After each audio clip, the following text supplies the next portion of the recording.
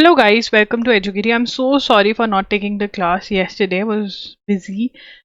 ठीक है, तो मैं अब हम जो एजुगिरी की क्लास है हमारी कल की, ठीक है ना, जो भी बैकलॉग है हम मंडे को कवर करेंगे. तो Monday is not a holiday, वैसे हॉलीडे होती है. मंडे को हम बैकलॉग कवर करेंगे, ठीक है ना. तो यस, एक तो ये बताना था. एंड 6 PM पे हर रोज़ ये क्लास होती है, राइट. एंड इस बार तो मंडे को भी होगी. नॉर्मली मंडे को हम छुट्टी करते हैं, राइट. चलिए स्टार्ट करेंगे आज का एनालिसिस. ये द हिंदू का एनालिसिस है. एंड इसमें यहाँ पर आपके नोट्स बनवाए जाते हैं, ठीक है, जितने भी इम्पोर्टेंट आर्टिकल्स हैं, एडिटोरियल्स हैं, ठीक है, एंड शॉर्ट न्यूज़ है, उन सब के जो है आपके यहाँ पर नोट्स जो हैं वो बनाए जाते हैं. चलिए स्टार्ट करेंगे आज का सेशन.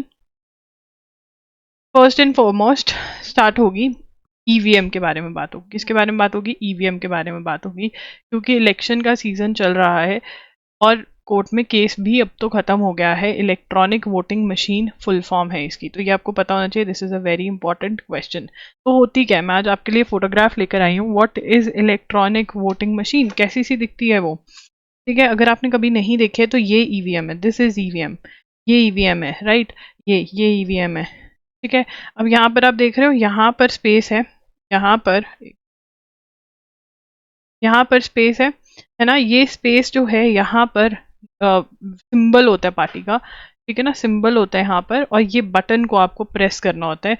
जिस भी बटन को आप प्रेस करते हो जो उस पार्टी को वोट चला जाता है, जिसका भी बटन होता है, राइट. अब ये क्या है? वीवीपैट है. वीवीपैट वो स्लिप वाला हम सुन रहे थे ना कि स्लिप निकलती है उसमें से, तो इसमें से स्लिप निकलती है. ये वीवीपैट है और ये ईवीएम है. इससे पहले कि ईवीएम आता, इलेक्ट्रॉनिक चीज़ों का ज़माना आया, उससे पहले था देसी चीज़ों का ज़माना, जो कि है ballot paper.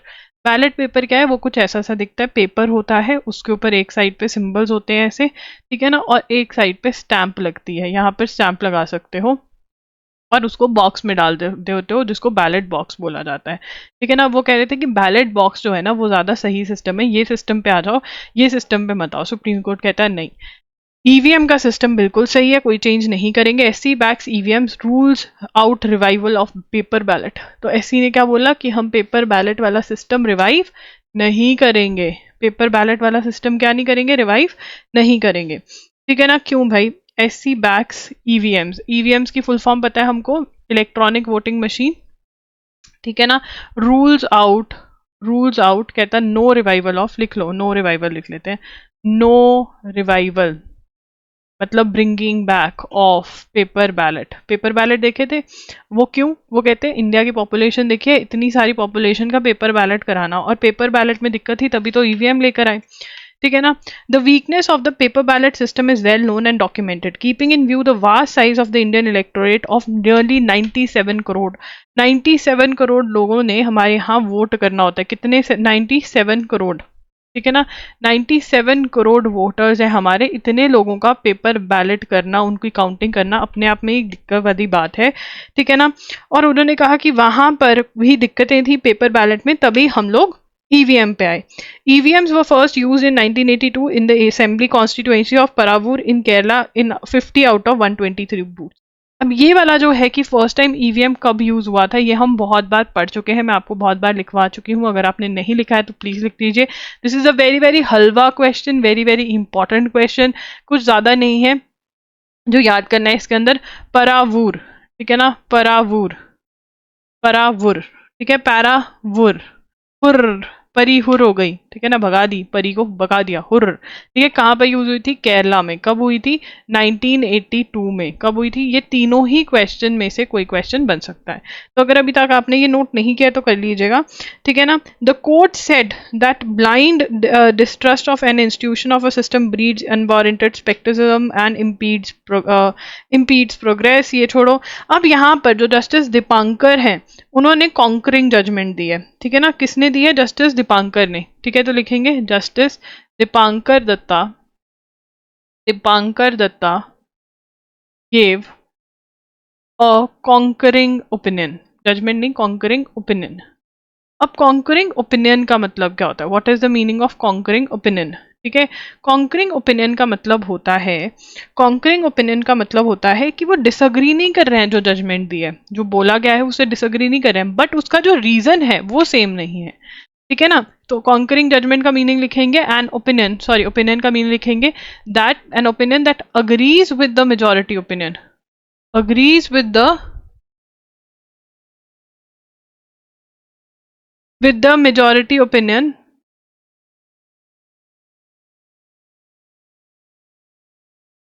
but does not agree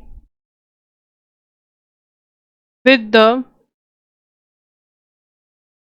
rationale behind it।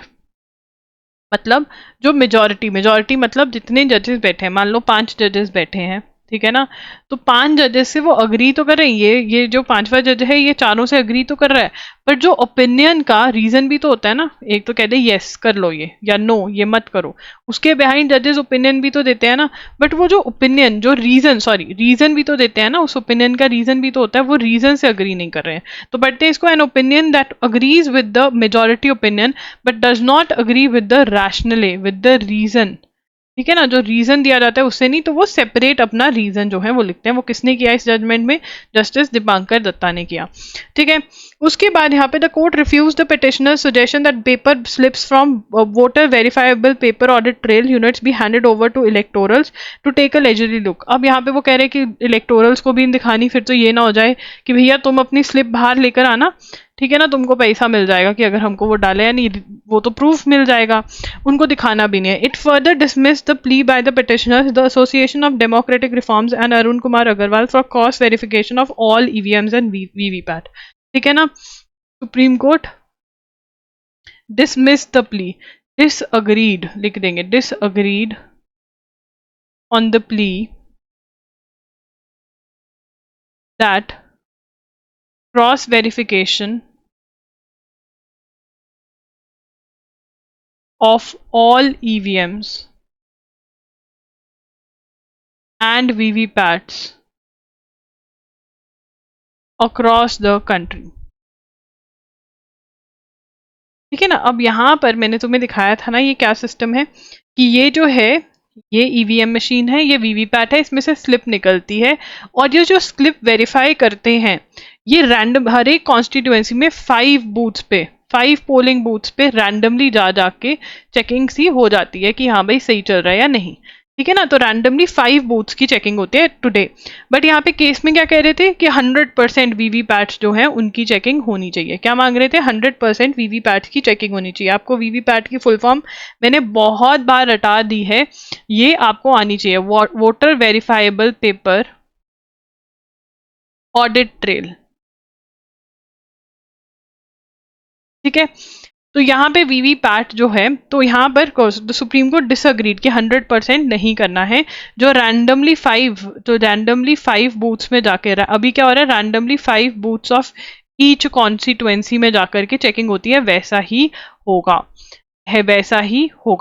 While we acknowledge the fundamental right of voters to ensure their vote is accurately recorded and counted, the same, वो कहते हैं 100% नहीं हो सकता। तो हमने यहाँ पर क्या सीखा, हमें क्या पता चला, सुप्रीम कोर्ट ने कहा कि ईवीएम सही है, पेपर बैलेट पे हम नहीं जाएंगे।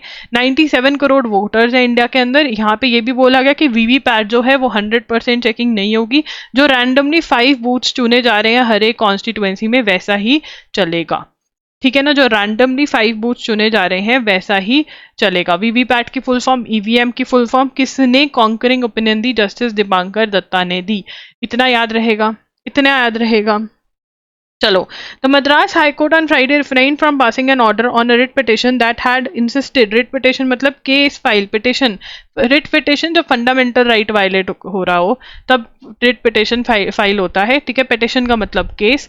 तो यहाँ पर मद्रास हाई कोर्ट में कोई गया था कि जो हेल्थ कंडीशन है, एलिमेंट्स जो हैं, जो बीमारियां हैं एक कैंडिडेट्स को जो लोकसभा इलेक्शन में लड़ रहा है, उसको उसकी भी लिस्ट देनी चाहिए। मद्रास हाई कोर्ट कहता नहीं, मद्रास हाई कोर्ट कहता नहीं, ठीक है। अब आगे चलेंगे। IUCN representative to be an observer in Nilgiri tahr survey, ठीक है ना। तो नीलगिरी ताहर सर्वे है क्या? Nilgiri tahr survey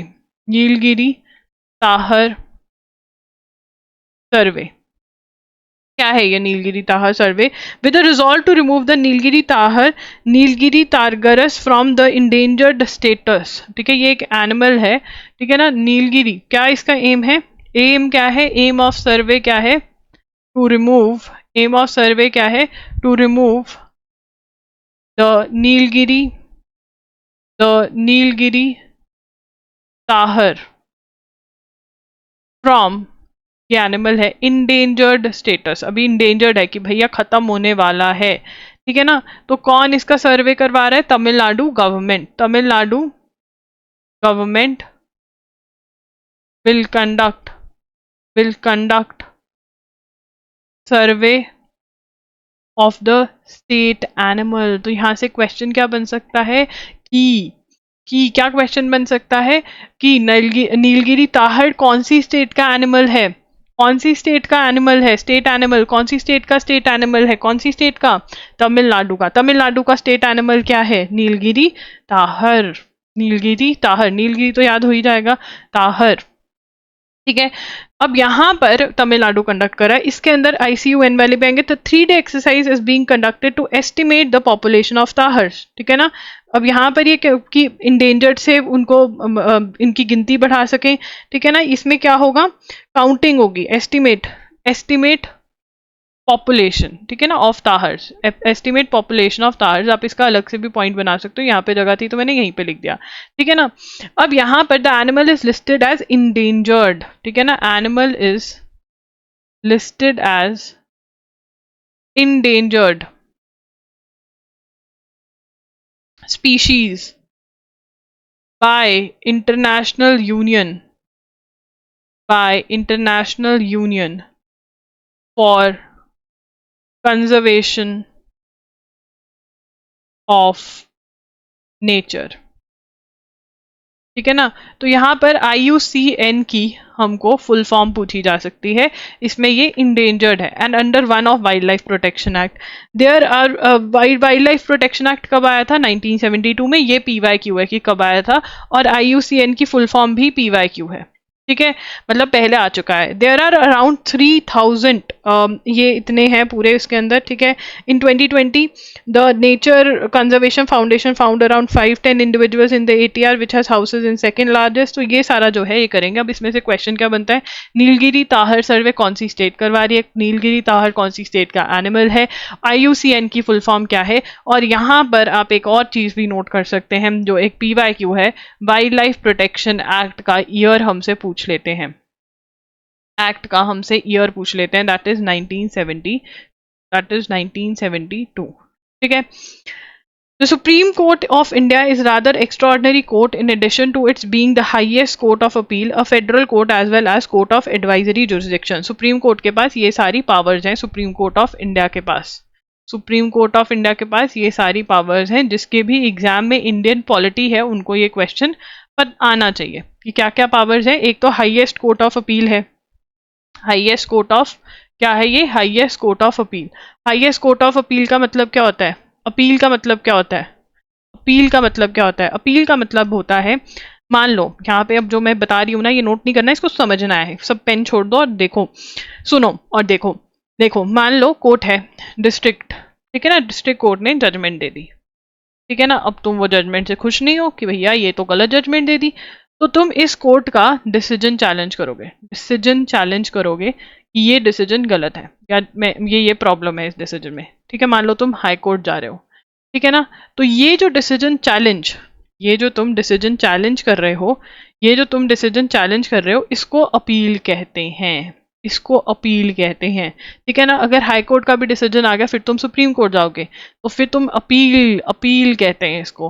highest court of appeal का मतलब कि यहाँ के बाद कहीं नहीं जा सकते, it is the highest court of appeal. कौन सा, सुप्रीम कोर्ट ऑफ इंडिया, ठीक है ना। हाई कोर्ट, सभी हाई कोर्ट्स की अपील कहाँ आती है, सुप्रीम कोर्ट ऑफ इंडिया में आते हैं। इट ऑल्सो पोजेसेस, अब इसके अंदर क्या है, हाईएस्ट कोर्ट ऑफ अपील है, federal court as well as a court of advisory jurisdiction. It also possesses power to appoint and transfer judges of the high court and court itself. इसमें और क्या power है, इसके अंदर पास advisory jurisdiction है। Advisory jurisdiction का मतलब क्या होता है, एडवाइजरी जुरिस्डिक्शन ये प्रेसिडेंट को एडवाइस दे सकता है, president can ask for advice, ठीक है ना। वो पूछ सकता है सुप्रीम कोर्ट से कि भैया मैं इस मामले में क्या करूं, ठीक है ना। And is president bound by the advice of, president not bound by advice, मांग सकता है, सकती है, बाउंड बाय एडवाइस, बट वो एडवाइस से बाउंड नहीं है, मैंडेटरी नहीं है कि जो सुप्रीम कोर्ट कह रहा है वो करे, बट एडवाइजरी जुरिसडिक्शन इसी को कहा जाता है। फिर उसके बाद इनके पास पावर है टू अपॉइंट ट्रांसफर जजेस of high court and itself. अब यहाँ पर एक और पावर की बात हो रही है, वो है curative petition. Curative petition, curative petition क्या होता है ये हम समझेंगे। क्यूरेटिव पिटिशन, ठीक है। अब यहाँ पर मान लो, ठीक है, हाई कोर्ट से, ठीक है, सुप्रीम कोर्ट में केस आ गया, अपील चल रही है, सुप्रीम कोर्ट ने भी डिसीजन दे दिया, ठीक है ना। उसके अंदर रिव्यू की भी एक होता है कि रिव्यू कर लो, कि सुप्रीम कोर्ट में ही दोबारा से केस फाइल करो कि भाई देख लो। अब रिव्यू के बाद भी एक और ऑप्शन अवेलेबल है जिसको कहते हैं क्यूरेटिव पिटिशन। क्या कहते हैं इसको? Curative petition. क्या कहते हैं इसको? क्यूरेटिव, ठीक है ना। क्रिएटिव, अगर क्रिएटिव लिखे हम, ठीक है ना, क्रिएटिव लिखें, ठीक है ना, और ई निकाल दें और यू डाल दें, क्यूरेटिव बन जाता है ये, ठीक है, बन गया। तो क्यूरेटिव पिटिशन, अब क्यूरेटिव पिटिशन के बारे में पढ़ेंगे, हेडिंग डालेंगे क्यूरेटिव पिटिशन। क्यूरेटिव पिटिशन डाल ली सबने हेडिंग? या तुम लोग नोट्स नहीं भेजते हो अपने? तो ऐसा करो, एट आई एम एजुगिरी पर, मैंने तुम्हें कहा था ना सरप्राइज है, ठीक है ना, अटेंडेंस भी लगानी है और नोट्स भी भेजना है। जो रेगुलर होगा उसको सरप्राइज मिलेगा, ठीक है। अटेंडेंस भी लगानी है कमेंट्स में, और चलो, its objective are twofold, avoid miscarriage of justice and to prevent abuse of process, ठीक है। अब यार है क्या ये, हमें ठीक है ये रीजंस दे दिए कि क्यों है, ठीक है ना, क्यों है ये, बट क्या है ये भी तो पता होना चाहिए, व्हाट इज इट। तो इसके अंदर the concept of curative petition is supported by, ठीक है ठीक है ठीक है, क्यूरेटिव। अब क्यूरेटिव में क्या होता है कि रिव्यू का रिव्यू, ठीक है, सुप्रीम कोर्ट की रिव्यू का review, by after filed after a review petition, review plea against final conviction is dismissed। इसका क्या मतलब है? तुम्हें वो जर्नी याद है जो मैंने तुम्हें करवाई थी हाई कोर्ट से सुप्रीम कोर्ट, अपील, है ना। सुप्रीम कोर्ट ने केस को सुना, रिजेक्ट कर दिया, ठीक है ना। दोबारा से इसी कोर्ट में रिव्यू फाइल हो गया कि देखो भाई, ठीक है ना। अब रिव्यू के अंदर भी रिजेक्ट हो गया। कन्विक्शन मतलब प्रूवन गिल्टी, है ना। कन्विक्शन मतलब, डिसमिस मतलब प्रूव कर दे कि नहीं नहीं नहीं, कन्विक्शन मतलब प्रूवन गिल्टी, कि भैया हाँ तुमने, ये तुम्हारी गलती है, ठीक है ना। तो उसके बाद भी ये रिव्यू भी रिजेक्ट हो गया, उसके बाद क्या फाइल होता है? क्यूरेटिव पिटिशन, ठीक है। तो क्यूरेटिव पिटिशन का ये बनता है, तुम फ्लो चार्ट भी बना सकते हो, ठीक है। फ्लो चार्ट में ये तुम्हारे अंडरस्टैंडिंग के लिए है कि हाई कोर्ट का डिसीजन चैलेंज, ठीक है ना, इसको अपील कहेंगे सुप्रीम कोर्ट में। क्या सुप्रीम कोर्ट में फर्स्ट केस, जो फर्स्ट अपील हुई है ना, ये अपील थी, इसको चैलेंज रिव्यू में किया, और रिव्यू जब चैलेंज होती है तो उसको क्यूरेटिव पिटिशन बोलते हैं, ठीक है ना। अब ये जो है कौन से केस में आई? रूपा हुर्रा। कौन से केस के अंदर इसका ये आई? रूपा हुर्रा वाले केस में आई थी। एक मिनट, यहाँ पे दिया नहीं हुआ, हाँ हाँ हाँ हाँ, जहाँ तक मुझे याद है ये वाला केस था। चलो कल मैं कंफर्म कर लूंगी, मैं आपको गलत नहीं लिखवाना चाहती, because as far as I remember ये वाला केस था, ठीक है ना। तो उस वाले केस में आई थी ये, बट हाँ अभी के लिए हमको क्यूरेटिव का मतलब पता चल गया कि ये क्यूरेटिव है। रिव्यू का रिव्यू होना सुप्रीम कोर्ट में इज क्यूरेटिव, इतना समझ में आ गया, ठीक है। अब यहाँ पे such a petition needs to be filed within 30 days from the date of judgement और द ऑर्डर, ठीक है ना। ये भी ठीक है। अब आगे चलेंगे, हम इसकी बात क्यों कर रहे हैं, हम इसकी बात क्यों कर रहे हैं। अब एक और हेडिंग देंगे जिसके अंदर हम ये लिखेंगे, क्या लिखेंगे? दिल्ली मेट्रो रेल कॉरपोरेशन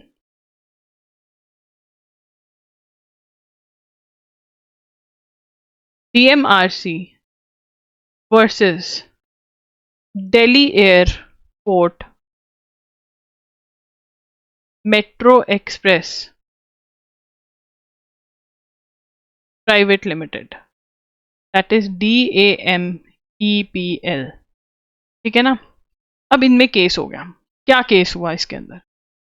क्या केस हुआ इसको समझते हैं, बहुत टाइम लगेगा तो ध्यान से। The supreme court on Wednesday rule that Delhi metro rail corporation will not have to pay nearly ₹8,000 crore to Delhi airport metro express private limited and Anil Ambani owned Reliance infrastructure company which was awarded by a 2017 arbitral award. इसको हम लिख लेंगे, मैं तुम्हें समझाऊंगी, tension ही नहीं, हर एक word समझाया जाएगा। एंड अगर मैं कुछ भूल भी जाऊंगी तुम कॉमेंट्स में बता सकते हो, मैं उसको दोबारा उठा लूंगी। सुप्रीम कोर्ट अभी क्या डिसीजन आया, कैसे आया ये भी हम पढ़ेंगे, बट क्या डिसीजन आया ये देखते हैं। Court rule that DMRC will not have to pay nearly ₹8,000 crore to Delhi airport metro, that is Damiep, Anil Ambani की company, and Anil Ambani owned Reliance company. ठीक है ना। अब 2017 में आर्बिट्रेशन में गया था, मतलब आउट ऑफ द कोर्ट में जो चलता है, आर्बिट्रेशन अवॉर्डेड 2017 आर्बिट्रल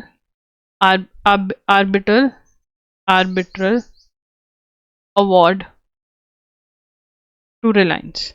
ठीक है ना, कि रिलायंस को बोला था कि हाँ रिलायंस को आपको कितने पैसे देने पड़ेंगे, 8,000 करोड़ देने पड़ेंगे, किसको, दिल्ली मेट्रो को। ठीक है ना, बट सुप्रीम कोर्ट ने कह दिया कि नहीं, और सुप्रीम कोर्ट ने क्यूरेटिव पिटिशन में ये बोला है, सुप्रीम कोर्ट ने क्यूरेटिव पिटिशन में बोला कि नहीं देने की जरूरत।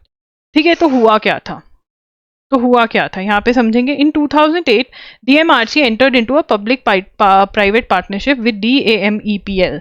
तो DAMEPL अनिल अंबानी वाली कंपनी रिलायंस के साथ। A consortium led by Reliance Infrastructure Limited for the construction of operation and maintenance of Delhi Airport Metro Express. Delhi Airport Metro जो दिल्ली एयरपोर्ट को कनेक्ट करती है मेट्रो, उसके लिए। While DMRC acquired the land and bore the cost of construction, the consortium was to design। जो Delhi metro थी उन्होंने land लिया, बोर किया, खुदाई करी। ठीक है ना। Cost of construction, the consortium was to design, install and commission the railway systems in 2 years। ठीक है, तो ये पूरा हमें केस लिखना पड़ेगा। यहाँ पे लिखेंगे स्टोरी। ठीक है ना, क्या लिख लेंगे, स्टोरी। ये स्टोरी क्या है, तो हम टाइमलाइन बनाएंगे। 2008 के अंदर 2008 में DMRC and Reliance entered into public private partnership,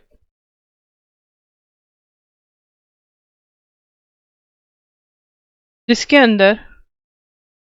अंदर दिल्ली मेट्रो ने क्या करना था, जिसके अंदर DMRC ने लैंड बाय करना था, बोर करना था, एंड बोर द, अच्छा, land by and bore the construction of, and bore the, ठीक है, मुझे लगा बोरवेल वाला boring, bore the and the cost of construction, उन्होंने bore the cost of construction, इन्होंने कंस्ट्रक्शन किया। तो फिर तुम कहोगे कि ठीक है ना, फिर उन्होंने क्या किया, जो रिलायंस वाले थे, रिलायंस को क्या करना था, design install and commission the railway systems in 2 years। तो इनको रेलवे सिस्टम्स लगाने थे विद इन 2 years। ठीक है ना, रेलवे सिस्टम्स इन 2 years ये लगाने थे। तो समझ में आ गया इतना कि 2008 में अग्रीमेंट हुआ। कब एग्रीमेंट हुआ, 2008 में अग्रीमेंट हुआ। ठीक है ना, और इसने कंस्ट्रक्शन, इन्होंने लैंड खरीदनी थी और कॉस्ट ऑफ कंस्ट्रक्शन देना था, रिलायंस ने सिस्टम्स लगाने थे। ठीक है, until 2038 DMPL was to maintain the line and manage its operation. ठीक है ना, कब तक, 2038 तक DAMEPL was to maintain the line and manage its operations while paying a concession fee to DMRC, while paying a, कुछ fees भी पे करनी थी, concession fee to DMRC। ठीक है जी। However, a year after, एक साल बाद ही the line became operational, the consortium asked DMRC if it could defer payment. ठीक है, डीएमआरसी दिल्ली मेट्रो को बोला कि अगर हम ना दें। Among the reasons cited were delays in providing access to the stations by DMRC and the retail activity had not picked up। ठीक है ना, अब यहाँ पर एक साल बाद आफ्टर 1 year ऑफ ऑपरेशन, तो ऑपरेशनल जब स्टार्ट हुआ, मतलब स्टार्ट हुई एक्टिविटी, ठीक है ना, तो Reliance asked DMRC if it could defer payment, अगर ये जो पेमेंट है वो डेफर कंसेशनल फी, ठीक है ना, जो कंसेशन फी था, क्यों डिले बाय, क्यों, 2 रीजन थे, डिले इन असेस स्टेशंस आपने डिले दिए हमको, और दूसरा मतलब पैसा नहीं आ रहा था। ठीक है ना, 2 रीजन हुए। फिर subsequently barely a year into operations the line was shut following a complaint from DAMEPL that it was unsafe to operate। ठीक है ना, उसके बाद क्या हुआ, DMRC shut the operations। ठीक है ना, उन्होंने कहा कि ये अनसेफ है लाइन, और इसके अंदर अनसेफ का रीजन क्यों है, क्योंकि दिल्ली मेट्रो ने कुछ गलत किया है। ठीक है, triggered the termination of its agreement alleging there were technical problems in the civil construction. ठीक है ना, तो इन्होंने क्या कहा, ठीक है, टर्मिनेशन, इन्होंने कहा टर्मिनेशन, खत्म कर दो अग्रीमेंट, टर्मिनेशन ऑफ अग्रीमेंट। ठीक है ना, agreement alleging there were technical problems in civil structure।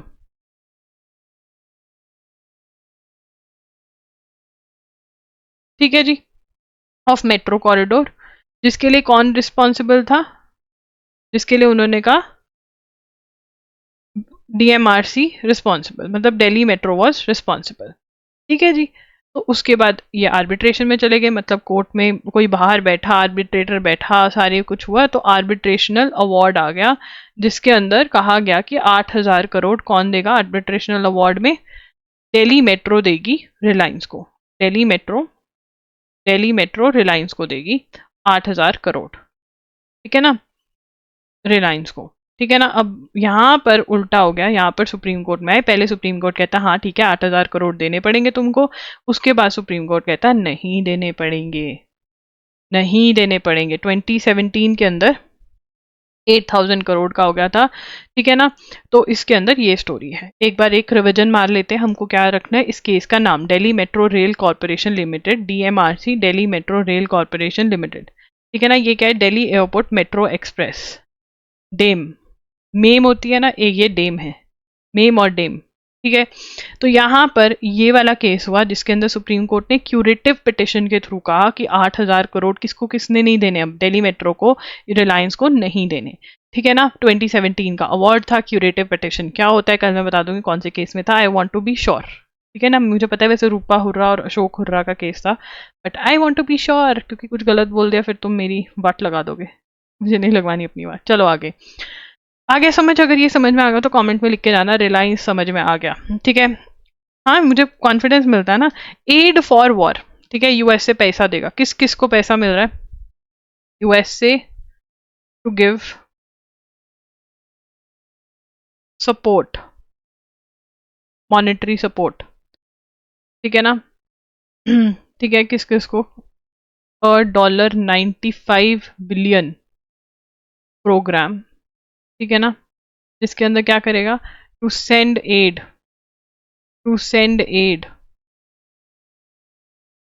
To Ukraine. क्यों यूक्रेन को, क्योंकि रशिया के साथ वॉर चल रही है। इजराइल, क्यों, क्योंकि हमास के साथ वॉर चल रही है। एंड ताइवान, पर ताइवान को क्यों, कोई मुझे बता सकता है इन द चार्ट सेक्शन, क्योंकि ताइवान की चाइना के साथ बिल्कुल नहीं बनती है, और चाइना कहता है कि मैं ले जाऊंगा ताइवान को, और यूएसए कहता है ऐसे कैसे ले जाऊंगा।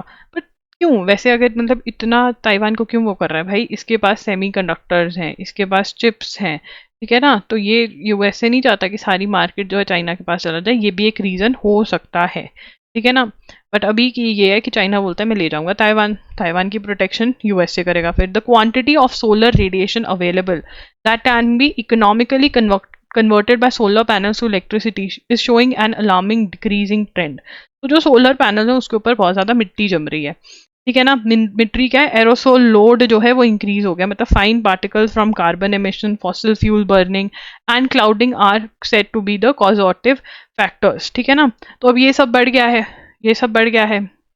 तो इसलिए तो यहाँ पर अब हम लिखेंगे ये किसने करा है, analysis by scientist at Indian meteorological department, ठीक है ना। तो यहाँ पर लिखेंगे quantity of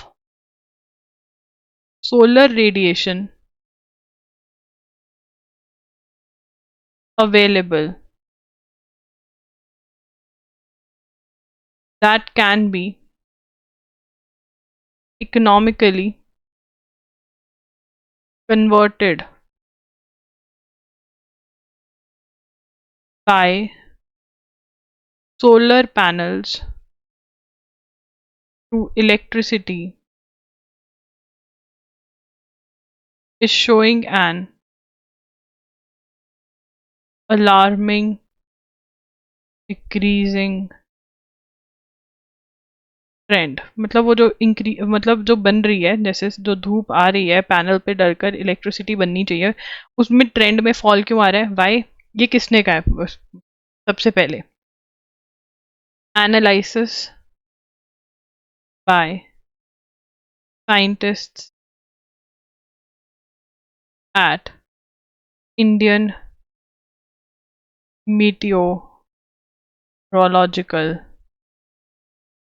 department, that is IMD, ठीक है। अब यहाँ पे क्या है, इंक्रीज्ड, क्या है, इंक्रीज्ड एरोसोल लोड। जो एरोसोल का लोड है वो बढ़ रहा है, ठीक है ना। मतलब fine particles from fossil fuel burning जो है,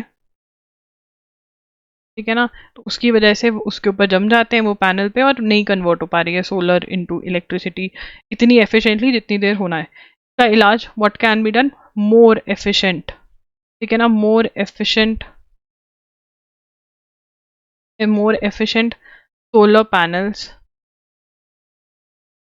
कैन हेल्प। जो एफिशिएंट सोलर पैनल्स है, more efficient solar panels can help.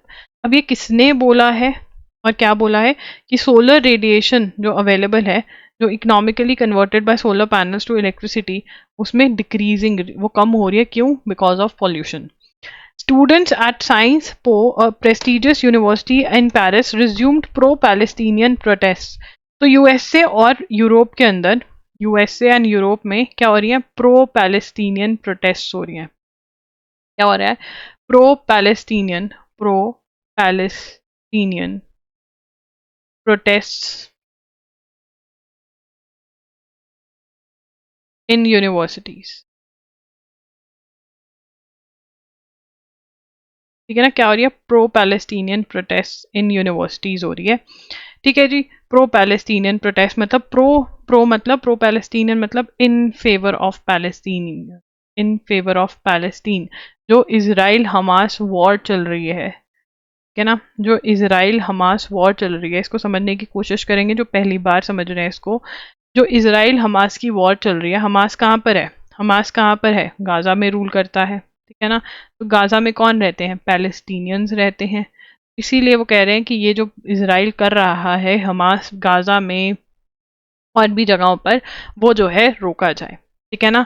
तो दैट इज व्हाट, ये जो इजराइल हमास वॉर चल रही है उससे रिलेटेड ये प्रोटेस्ट है, and they are standing in favour of हुम, पैलेस्टीन, ठीक है।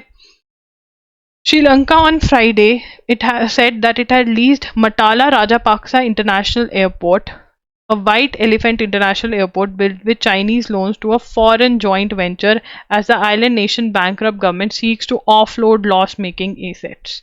ठीक है, अब यहाँ पे श्रीलंका ने क्या किया है, Sri Lanka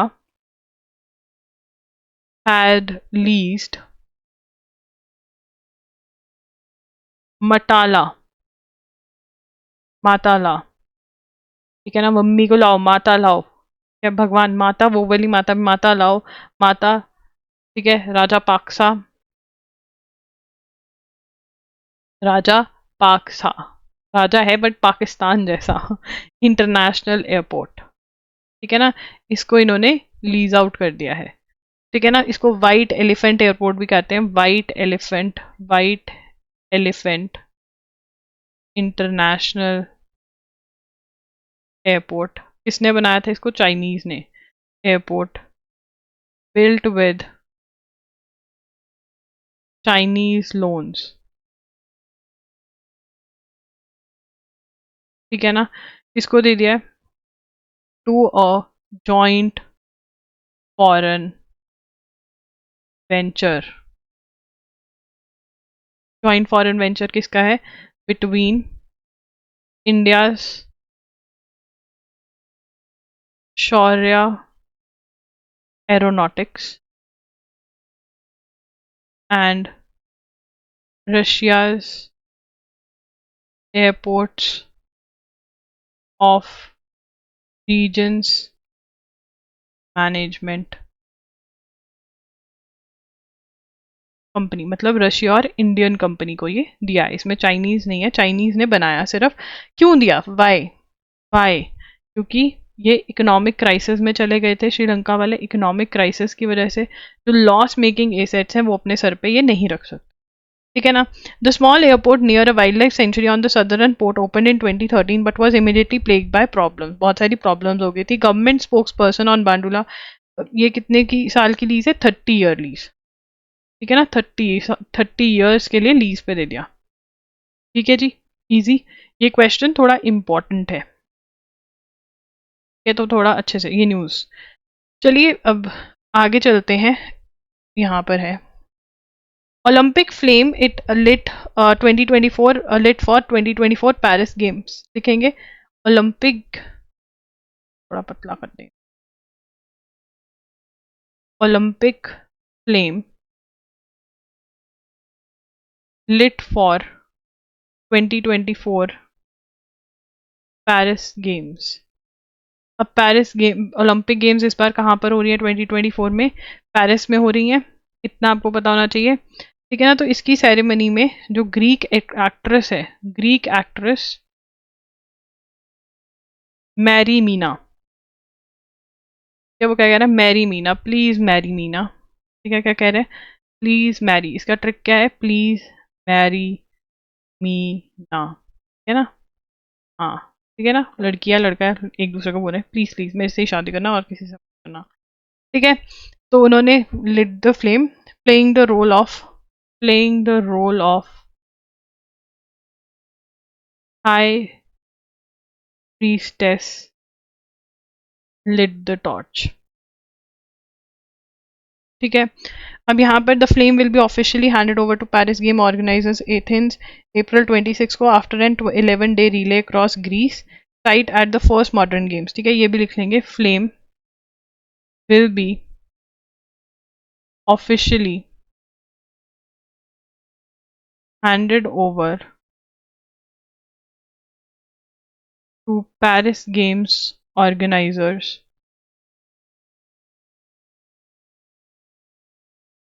in Athens Panathinaike Stadium, site of the first, यहाँ पर फर्स्ट मॉडर्न ओलंपिक्स हुए थे। कब हुए थे first modern Olympics? Olympic games in 1896, ठीक है ना। तो यहाँ पर ये क्वेश्चन भी आ सकता है, मॉडर्न ओलंपिक गेम्स कब हुए थे? The French tour will last 68 days and will end in Paris with the lighting of Olympic flame on July 26, ठीक है। आगे चलेंगे। A Muslim student lost to a UK court, तो यहाँ पर स्कूल में प्रेयर्स के लिए पूछा था कि अगर हम स्कूल में प्रेयर्स कर दें तो यहाँ पर मुस्लिम स्टूडेंट जो है उसको नहीं अलाउ किया। Muslim student not allowed by US court to pray in school, ठीक है ना। London school had put a ban on prayer rituals school में, ठीक है। उसके बाद new panel to address issues on LGBTQIA community, ठीक है। कौन अपॉइंट करेगा? मिनिस्ट्री ऑफ, ये इंपॉर्टेंट है कि कौन इसको बना, कौन लेकर आ रहा है ये panel. Ministry of law and justice notified a 6-member committee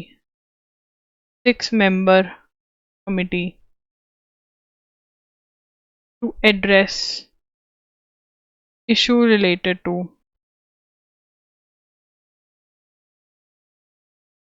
LGBTQIA plus community। अब ये क्या करेगी committee? Be headed by cabinet secretary. Committee will suggest measures ensure that queer community मतलब LGBTQI जो लेस्बियन ट्रांसजेंडर कम्युनिटी है does not encounter any discrimination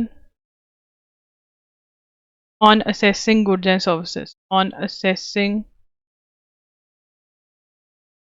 and services, ठीक है। face threat of violence, है ना। तो थ्रेट ऑफ वायलेंस, ठीक है, थ्रेट ऑफ वायलेंस, ठीक है, ना फेस करें। और ना ही जब कोई सर्विस लेने जा रहे हैं, कुछ सामान लेने जा रहे हैं, तो कोई भी डिस्क्रिमिनेशन कि उनको मिसट्रीट ना किया जाए, ये इंश्योर करेगी ministry of law and justice की जो कमेटी बनाई गई है। किसके लिए? LGBTQI कम्युनिटी के लिए। क्वेश्चन क्या बन सकता है? किसने बनाई है, क्यों बनाई है, क्या करेगी? दो ये काम जो करने हैं उनको, ये आपको याद रखने हैं, ठीक है। Police are recording mob lynching cases as brawls accident. Mob lynching क्या होती है? मान लो ये लड़की थी, गर्ल, ये बॉय, है ना। बॉय ने गर्ल को छेड़ दिया, ठीक है ना।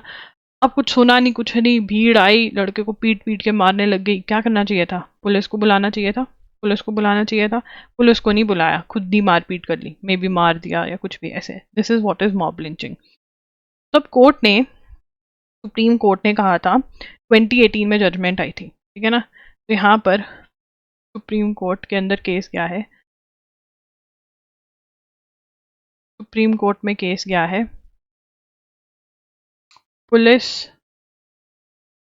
सुप्रीम कोर्ट क्या कह रहे हैं? Not recording mob lynching cases. Mob lynching को इंस्टेड क्या कह देते हैं? एक्सीडेंट कह देते हैं, ठीक है ना। एक्सीडेंट बोल देते हैं कि भैया एक्सीडेंटल हो गया, एक्सीडेंट हो गया, ठीक है ना। उसको मॉब लिंचिंग केसेस को मॉब लिंचिंग से जैसा रिकॉर्ड ही नहीं कर रहे हैं। जबकि 2018 में सुप्रीम कोर्ट जजमेंट, ठीक है ना, judgment issued by supreme court a series of guidelines to the state and their police forces to take steps to prevent communal violence, ठीक है ना। और इस जजमेंट का नाम क्या था? तहसीन पूनेवाला, ठीक है ना। बट इन्होंने कोई स्टेप ही नहीं लिए, तो केस ही नहीं रजिस्टर कर रहे हैं, ठीक है ना। Supreme court on Tuesday heard a petition contention that mob lynching incident recorded by the police in certain cases brawls और एक्सीडेंट अपीयरिंग बिफोर 3 जज बेंच, ठीक है। तो अब यहाँ पर देखेंगे सुप्रीम को police not recording mob lynching cases, instead recording them as instead के स्पेलिंग गलत लिखते हैं, मैंने सही कर लेना, रिकॉर्डिंग एज एक्सीडेंट, ठीक है। ओके, अब इससे पहले कि हम नेक्स्ट टॉपिक करें, ग्रीन बॉन्ड्स वाला करना है, ये ग्रीन बॉन्ड्स वाला, नहीं तो मंडे को जितना बैकलॉग हमारा है वो खत्म कर देंगे, ठीक है। ये वाला रह गया, मैं तुम्हें दिखा इसलिए देती हूँ क्योंकि तुम रिमाइंड करा देते हो, ये भी मुझे रिमाइंड करा दिया था। loggery.in पर अब CUT UG के मॉक टेस्ट भी आ चुके हैं, अगर अभी बचा होगा कूपन कोड मैं दे देती हूँ, शायद लग जाए। लॉगेरी आर्मी का कूपन कोड आप लगा सकते हो और आपको ₹500 का डिस्काउंट मिल जाएगा। मैं डायरेक्ट लिंक पिन कर दूंगी डिस्क्रिप्शन बॉक्स में, कमेंट में पिन कर दूंगी। CUT UG का जो मॉक टेस्ट है, 30 मॉक टेस्ट पेपर्स आपको मिल रहे हैं। लॉगेरी आर्मी का कूपन कोड लगाओगे ₹500 ऑफ मिल जाएगा, ठीक है ना। जामिया का हमारे पास मॉक टेस्ट है, मॉक टेस्ट ही बता देती हूँ मैं आपको। AIL LET के हैं, army institute of law, Punjab university, 3 years, 5 years का तो कल एग्जाम हो जाएगा। ऑल द बेस्ट अगर कोई देख रहा है तो, जिसने एग्जाम देना है। स्लैट का है हमारे पास, MHCT 5 ईयर्स का भी मॉक टेस्ट है, और लखनऊ यूनिवर्सिटी का भी है, ठीक है ना। और कौन कौन सा मॉक टेस्ट चाहिए, अलीगढ़ मुस्लिम यूनिवर्सिटी, भारतीय विद्यापीठ, TS लॉ, CET, कोई चाहिए तो बता दो, I will come up with that. CUT UG के तो आगे हैं, जिसमें जनरल टेस्ट भी है, जिसके अंदर आपका इंग्लिश लैंग्वेज भी है और लीगल स्टडीज भी है, ठीक है ना। ये सारे आपके टेस्ट जो हैं वो आ गए हैं। ओके जी, थैंक्स फॉर ज्वाइनिंग इन। मिलेंगे कल 6 PM पे, अब तो मिलेंगे ही, एंड मैं अब करवा दूंगी खत्म। एक्चुअली CUT UG प्रिपेयर कर रहे थे तो इतना टाइम निकल जाता था, मेरे को टाइम ही नहीं मिलता था न्यूज़पेपर करने का, बट अब जितना भी बैकलॉग है अप्रैल लास्ट से पहले, मतलब 30 अप्रैल से पहले आपका सारा कंप्लीट हो जाएगा। Don't worry about that. Bye bye, take care, thanks for joining in.